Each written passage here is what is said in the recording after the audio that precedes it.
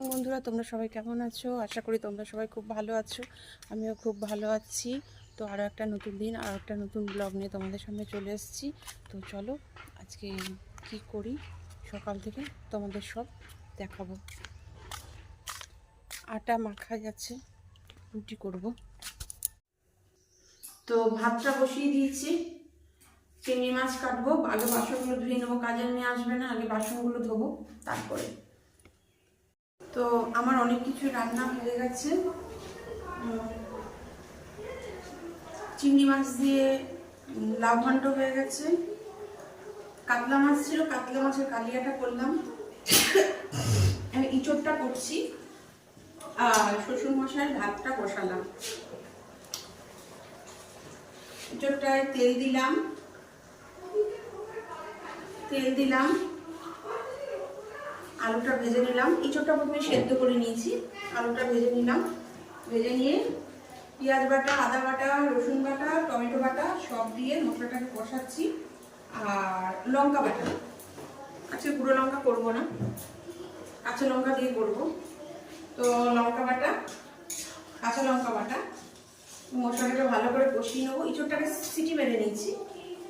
তো মশলাটাকে ভালো করে কষিয়ে নেবো। কষিয়ে নেওয়ার পর তারপরে ইঁচড়টা দিয়ে দেবো। ইঁচড়টা আমার সেদ্ধ হয়ে গেছে। আচ্ছা, কাজের মেয়ে আসবে না, ওর জন্য এই বাসন টাসন সব টুকটুক করে মেজে নিচ্ছি, তাহলে অনেক দেরি হয়ে যাবে।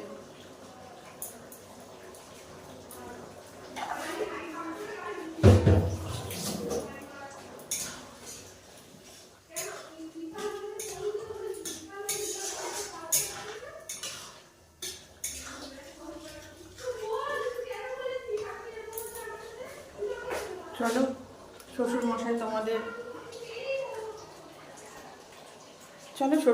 তোমাদের কিছু বলবে, শুনিনি কি বলবে।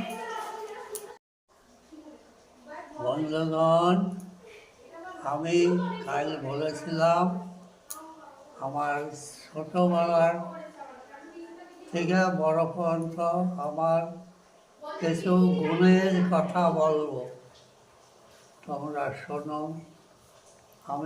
আমাকে শান্তির দূত বলে মনে করি। শান্তির দূত বলতে বিদেশের কোনো রাজনৈতিক নয়, এটা আমার আত্মীয় স্বজন, পরিজন, মেয়ে, ছেলে, মেয়ে, নাতি, নাতনি, ভাগনা, ভাগ্নি, বোন, ভাই, বোন, সব এদের নিয়ে পাড়া পড়শি ওর মধ্যে থাকবে, বন্ধুরাও থাকবে, এদের নিয়ে সঙ্গে আমি শান্তির বার্তা বলব। আমি বলছি, আমি 1.5 বছর বয়সে এগুলি আমার শোনা কথা, তখন তো আমার জ্ঞান হয় নাই। 1.5 বছর বয়সে আমাকে বিড়ালে কামড় দিয়েছিল। সেটা 3 মাস 4 মাস বাদে সেটা সারে নাই, ডাক্তার কবিরাজ সারাইতে পারে নাই, সেটা সেপটিক হয়ে গেছিল। আমার অবস্থা খারাপ, চোখ খুলতে পারতাম না, হাত পা বাড়াতে পারতাম না, অচল অবস্থা হয়ে গেছিল। তখন আমি ধর্মরাজের কাছে টিকিট কাটছিলাম যাওয়ার জন্য।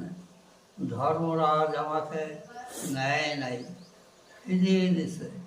তখন ওই এক ফকির বাবা আছে, তার কাছে আমাকে নিয়ে গেল। তখন ফকির বাবা আমাকে দেখে বলল, এ কি করেছিস, এ তো নাই, আরো আগে আনতে পারলি না, আমি কি করতে পারবো কি না পারবো আমি জানি না, আর 2 দিন থাকবে, তারপরে আমি জানি না, যদি না থাকে তো না থাকবে, আর থাকলে আমি চেষ্টা করবো যাতে থাকে। ডোল ঝাল দেখা করো। ফকির বাবা আমাকে দেখে বলল, এ কি করেছিস, আর আগে আনতে পারলি না, মাত্র 2 দিন বাজবে, তবে আমি ঝাড়ফু করা ওই জায়গাটা বন্ধ করে দিচ্ছে যাতে আর না বাড়ে। এইভাবে সাধু ফকির বাবা বলল, একে আমাকে দান করে দে।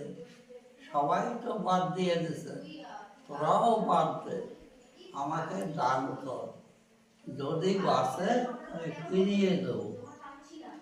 এই বলে আমাকে ওখানে রেখে দান করো, ফকির বাবাকে দান করে দিয়ে আমার মা বাবা চলে আসলো। বললো যে 1-2 মাস বাদে আইসে দেখে যাবি, যদি বাসে তো দেখা পাবি, না বাসলে দেখা পাবি না, যা বাড়ি যা। আমি দান গ্রহণ করলাম। হ্যাঁ, এবার বাস ওখানে বন্ধ করো। স্টার্ট। আজকে যা বললাম এখন এখানেই শেষ করলাম। আবার আগামীকাল কিছু বলবো, অল্প অল্প করে প্রত্যেক দিনই বলবো। কয়দিন লাগবে জানি না। এখানেই শেষ করলাম। না, একটা ধাঁধা বলছি।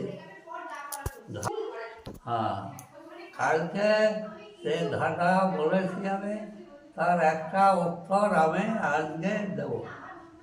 ধাঁধাটা হলো ব্যঞ্জন বর্ণ 34টা অক্ষর,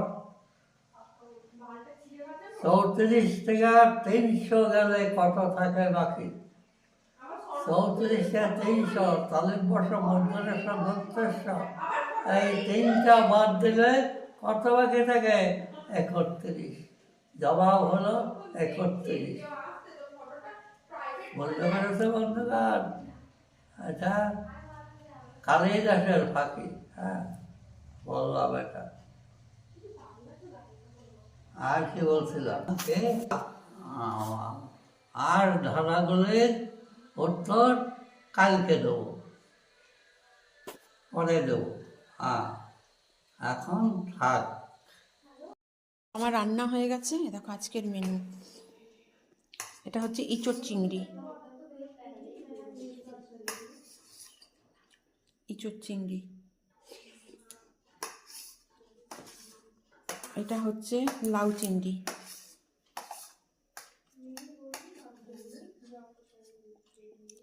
এটা হচ্ছে কাতলা মাছের কালিয়া।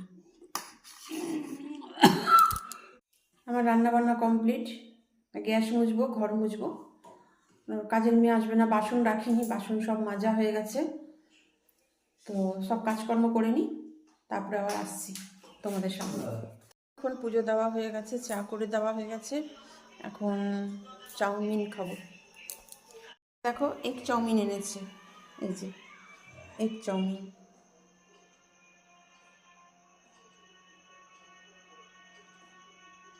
এখানে 2 প্লেট আছে এগ চাউমিন,